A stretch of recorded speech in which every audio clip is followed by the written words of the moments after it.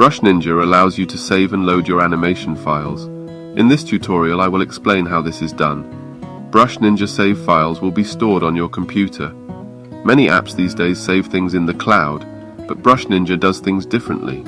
Using files allows you to create your own backups, move them between devices, or share them with friends, family, or teachers. Here is a simple animation that I have made. To save it, press the Save button in the top menu bar, then enter a file name and press Save File.